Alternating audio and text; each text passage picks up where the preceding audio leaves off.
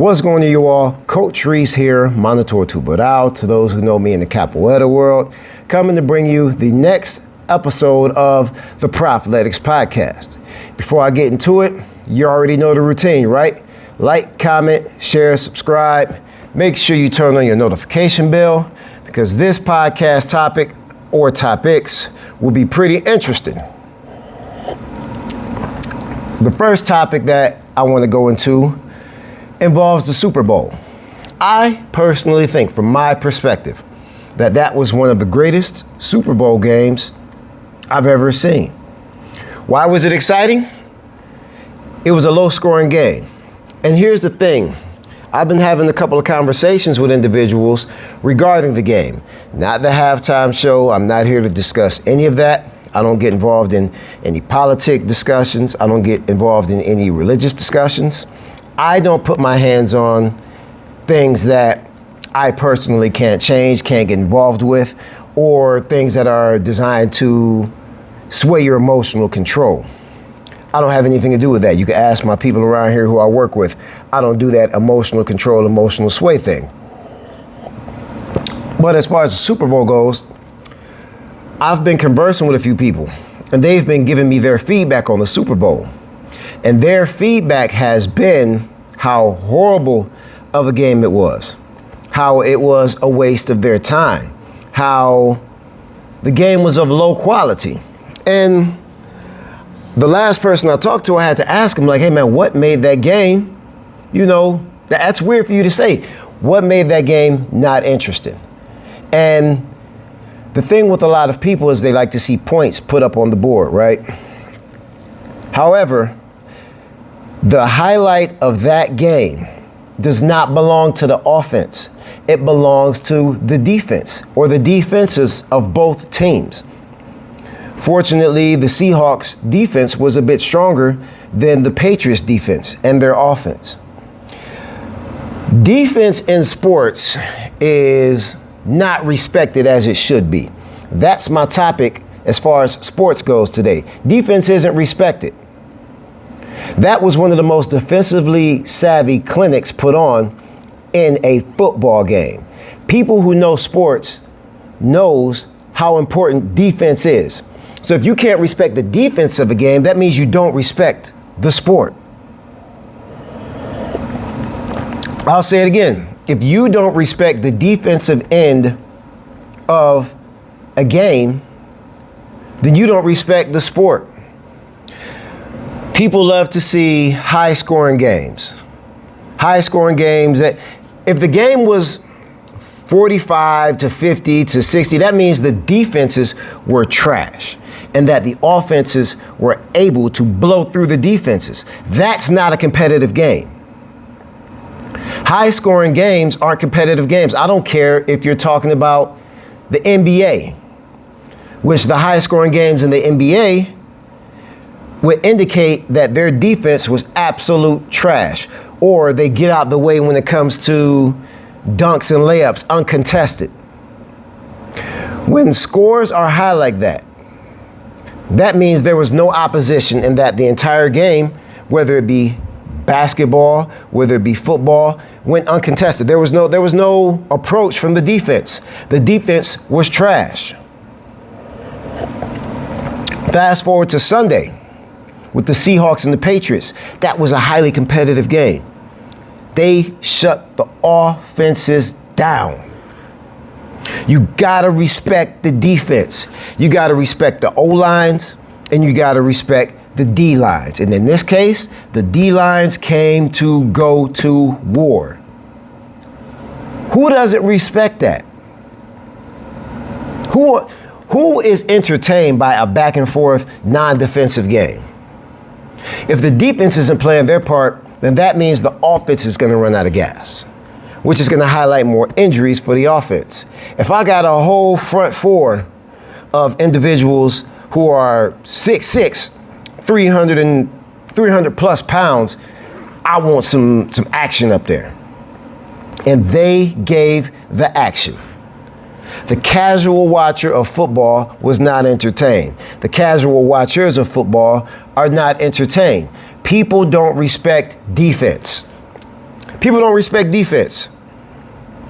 That's like what y'all wanted to see, people who don't respect defense and people who thought that game was boring and thought it was trash. What you like to see when it comes to competitiveness is like the average gas station fight. Somebody goes out there with no defense and just swings their damn arms, right? That's what entertains you. These backyard brawls that go on the internet. I hate those things. I hate those things. No defense, just backyard brawling. That's what entertains you. You want to be entertained, not respect the athleticism.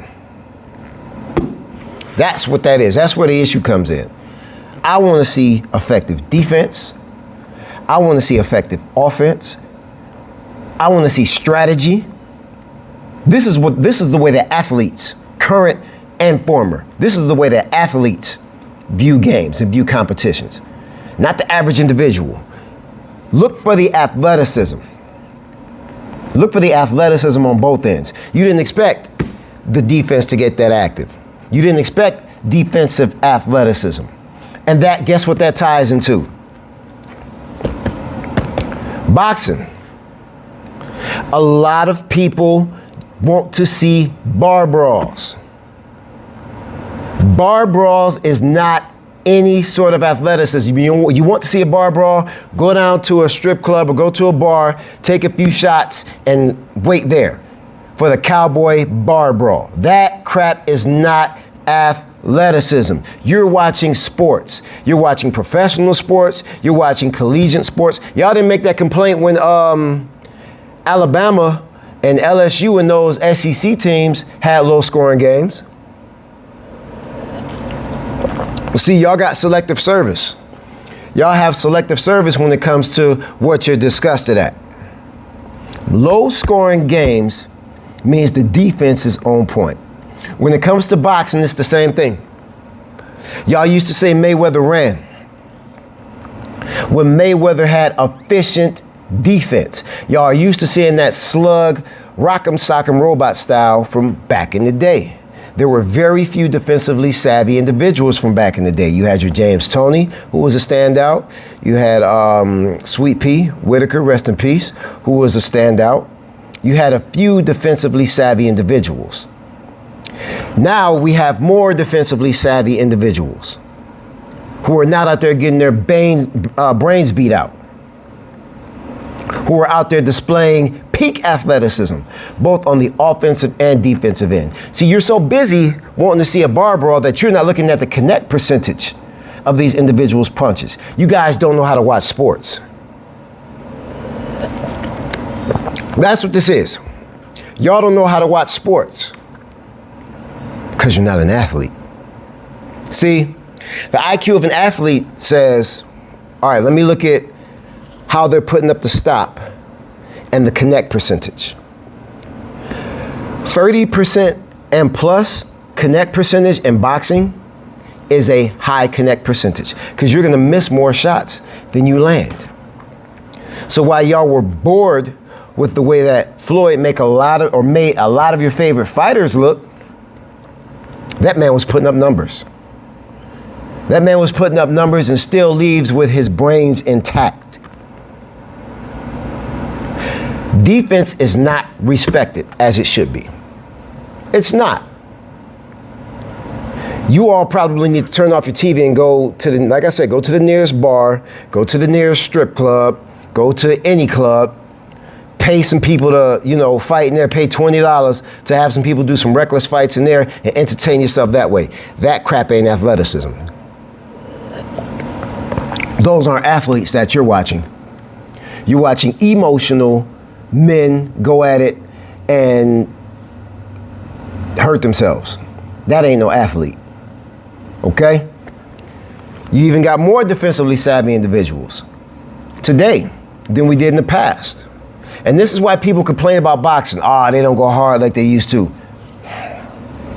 Listen, firstly, today's fighters are scientifically, as far as a collective, more strong. You've had your freaks of nature back in the day who were naturally strong. But now, with more science applied to the sport, fighters today hit harder, collectively, hit harder, are stronger, and far more athletic. Fighters of the past used more grit because they had less science. Fighters of today have more science, which requires less grit. You compare the two, the fighters who gave more grit, and we're fortunate for those fighters, right? We're not discarding what they did. Thank you all for all the hard work that you did. Thank you for your sacrifices, because that led to the science. The breaking down of the bodies in the past, the breaking downs of the minds in the past, led to the developmental science we have right now, as to where, hey, you don't have to do all of that. You can preserve a bit more and you'll come back stronger. You can eat a bit better and you'll develop yourself faster and stronger. So the sacrifices of the past warriors contributes to the development of today's warriors. However, you guys just want to see that brutality of the past. 15-round fights. That's 45 minutes of fighting. Nobody needs that. Nobody needs that. Don't you still want to be intact? Don't you still want to have a quality of life to live after you get out the fight game? And then you realize that those contracts that are being negotiated, you're being robbed anyway. So a lot of the fighters of the past fought these 15-round fights for merely a fraction of what they were worth. So now in today's era, not only are you more scientific minded, but you're business minded as well. So you're negotiating contracts. You see the foolery, the robbery, and you're not going to beat your body down and break it down for a fraction of what you deserve. That's why these sanctioning bodies are not getting paid like they usually would. The robbery is over. The stagecoach robbery ends. That's why Shakur did what he did. He's not going to pay the WBC. He's at 140. Why would he go pay the WBC $100,000 for a weight class he's not at anymore? Anyway, back to the defensive respect. There are far more collectively defensively savvy fighters today. So you've got Floyd Mayweather, which a lot of you didn't respect. Sometimes it looked like that man just went out there and sparred with individuals. However,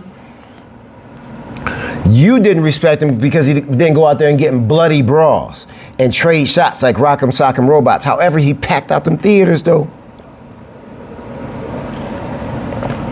He was the last fighter to have fights in movie theaters worldwide. That's called development. That's called evolving. That's called being smart, because you have the brains to actually go out there and execute like you need to execute, right? He packed out theaters. Whose fights are getting seen in movie theaters today? Right. Right.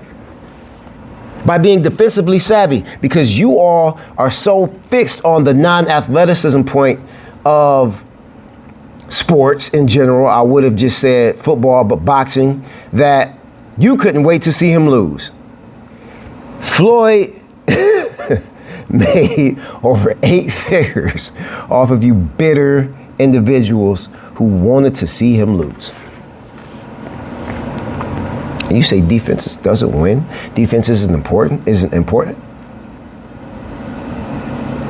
Defense is the most important aspect of any sport. Any sport. Any sport. Now today, what do we have? Shakur Stevenson. Defensively savvy. Very defensively savvy. Just beat the entire brakes off of Teofimo Lopez. Super savvy. At the end of that fight, it looked like Shakur just went for a jog or something. No bloody lip, nothing. Teo, not so much. Defensively savvy, not running around, controlling the center of the ring.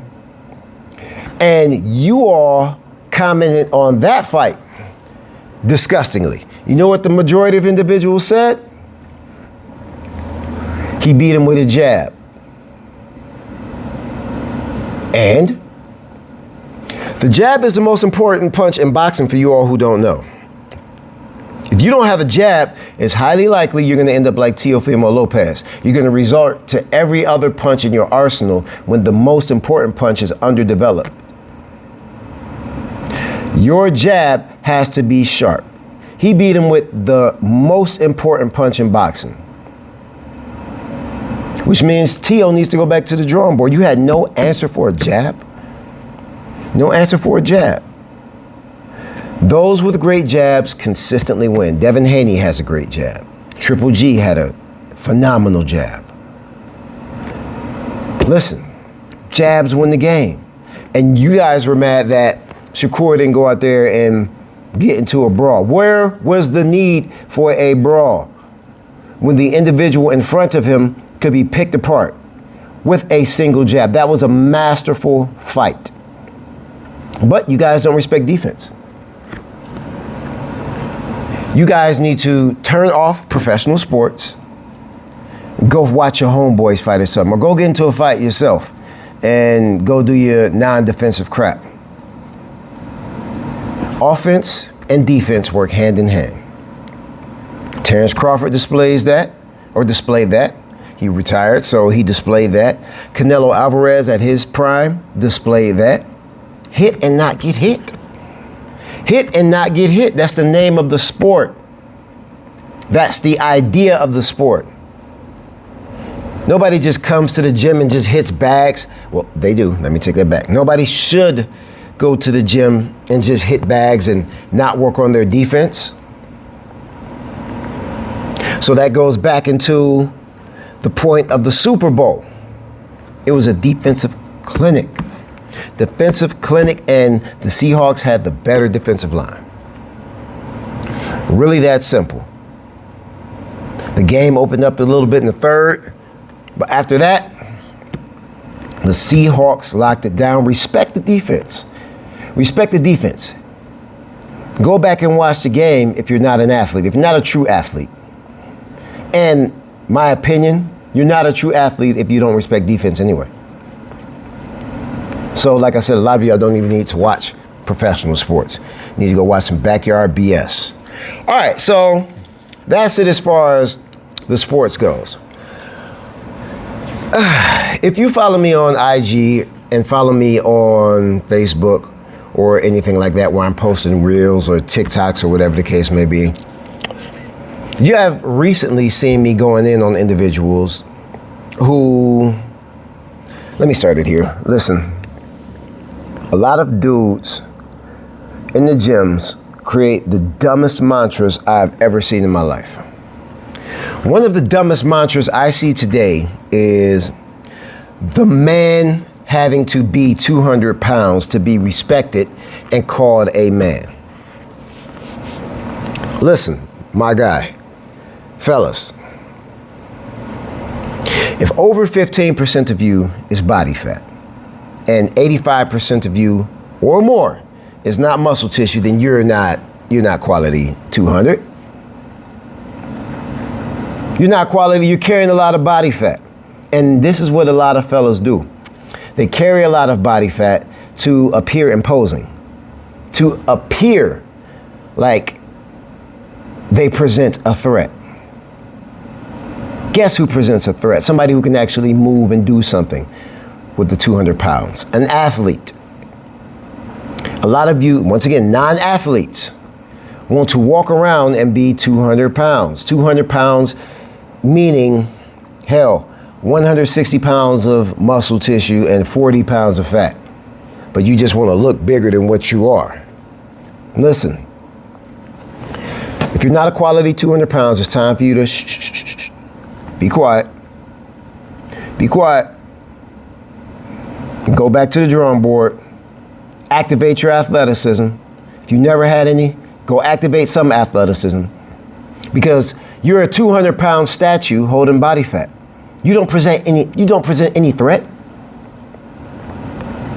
There are boxers, fighters in any sport that will put you to sleep who weigh less than 200 pounds. You are a statue, my guy. You are a statue that carries. You don't even go to the grocery store and buy 73-27 meat. You don't even buy the 80-20 because you know it carries a lot of fat and that a lot of that is waste and it will cook away once it warms up, and you got to drain the grease to get the lean meat that's left. You at least buy 85-15. Your budget's good, 90-10, 93-7. So the same thing applies to your body composition. Stop being out here braggadocious on some, I weigh 200 pounds, I present a threat because I look imposing. Looks can be deceiving, and looks are very deceiving. And a lot of you have no wind. None. None whatsoever. Stop with that. Stop. Just stop. Nobody cares about your faux 200 pounds. Over a quarter of you is body fat. But you carry that because you don't want to, you want to look bigger than what you are. You want to look stout and you want to look imposing as you walk up the hallway or whatever. You still got a gut. Still ain't got no leanness, no cuts, no nothing. None whatsoever. But that's your 200. Yeah, like a lot of you guys can't. Man, I'm trying not to cuss. All these 220s, 215s. And you're short with it, right? So, listen, and that's not a shot at short people at all, but what I've been seeing the commonality with is, and I'll try to be real careful when I talk about stuff like this, but this is my life experience, so I'm just gonna keep it real. A lot of the shorter individuals who are under 6 foot, I forget what the average height of a man is, 5'10", 5'11", whatever, but you under 6 footers have this complex very bad. You have little man complex. So because you're under 6 feet, you still want to carry the weight of somebody who is over 6 feet. Somebody who's 6'2", 6'3", 6'6", whatever the case may be. They can naturally walk around athletically at 220 plus. But your 5'10", 5'9", 5'8" wants to walk around weighing the same as somebody who obviously is able to carry more mass athletically and do something with it. Get out your doggone ego. Get out your ego. You're killing yourself, man. You're killing yourself. You're killing the greatest level of yourself because you want to walk around and be somebody else, or you want to walk around. Nobody even freaking cares what you weigh to that extent. What can you do with it? What can you really do with it is the point. You know, a lot of you guys want to put on these fake additives of body weight, but you can't do anything with it. You can't do anything but sit with it, stand with it, barely that. You can't move with it. If you can't move with it, if you can't live with it, as far as being active, you shouldn't carry it. Because your body's supposed to be active anyway. Once you get back active, guess what's gonna happen to that faux muscle you've been carrying? It's gonna go anyway. See, you fighting against your genetics. Your genetics will tell you every time, hey man, I shouldn't be carrying this, I shouldn't be doing this. And then you gotta find the right lighting to make you look cut and lean, or find the right one little cut or whatever. Listen, dudes are more divas in the gym than women. It is what it is. And then you go around and talk about the women. When y'all dudes are the worst.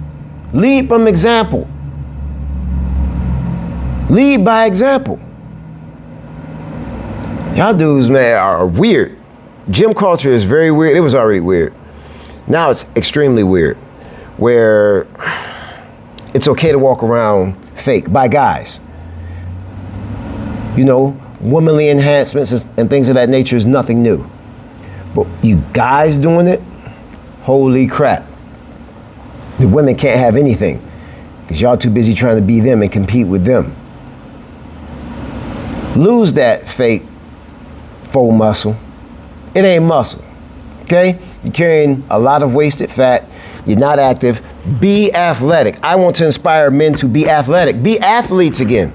Even if you're older like me. I'm 45. Yes, I still compete. Yes, I still move. Yes, I still teach. Yes, I am an athlete at 45. Just because you're older doesn't mean you have to relinquish your athleticism. Stay athletic. Be an athlete for life to the best of your ability. Be an athlete for life to the best of your ability. Because a lot of you have weak hearts, and I don't mean as far as character goes. I mean you physically have weak hearts because you're neglecting the athleticism portion of fitness. It's more to this than just looking good, than looking like something, than looking like a statue. Your body's not a statue. Your body is your original motor, your unit of motor of moving around, of mobility. You don't even do any mobility. But as long as I start around with this fake 200, man, everybody admires me or whatever. All right, cool. Move to the left. Move to the left. Move to the left. Boom. Hip gone. No mobility. No strength. No nothing. Cool, man. Go jog up there and grab this. Check the mail. Out of breath checking the mail. Out of breath going up the stairs. Men, reestablish your athleticism. And don't do it comparatively. Do it individually. Don't go in the gym comparing yourself to the next 45-year-old. Don't compare yourself to the young bulls that's in there. You got to reestablish your athleticism. You better pick up a sport. You better pick up a sport if you want to live a higher quality of life. Get off your tail. Get off that faux crap as far as the fake 200s. Nobody cares. Nobody cares. I didn't even tell you in this podcast episode how much I weigh, because nobody cares. The only person who's going to care is when I go register for a fight and I have to fight somebody within my weight class. That's it. It's the only time it matters. Men love to brag about how much they weigh and how much they bench and all that stuff or whatever. Nobody cares, man. Nobody cares. It's when somebody grabs you or somebody strikes you, what can you do with that is the whole point. And if you have no athleticism there, guess what? You can't do nothing with it. It looks good, but it doesn't mean anything. Worthless. So, listen, that's my episode for today. I hope you found something of value. I enjoy shooting this content for you guys. Once again, like, comment, share, subscribe, turn on your notification bells. Let's stay busy. I'm going to shoot some more content for you guys, probably in a few minutes or whatnot, why I have the time, because listen, being a business owner is a lot of work. I'm a business owner, I'm a janitor, clerical, accountant, whatever, all that stuff. You have to do all this stuff on your own. So therefore, I apologize if I've delayed on the long form content. I'm gonna get back on it probably after I eat. So, listen, like, comment, share, subscribe. I appreciate you guys. Ladies and guys, whoever's watching, I appreciate you all. And I will catch you in the next episode.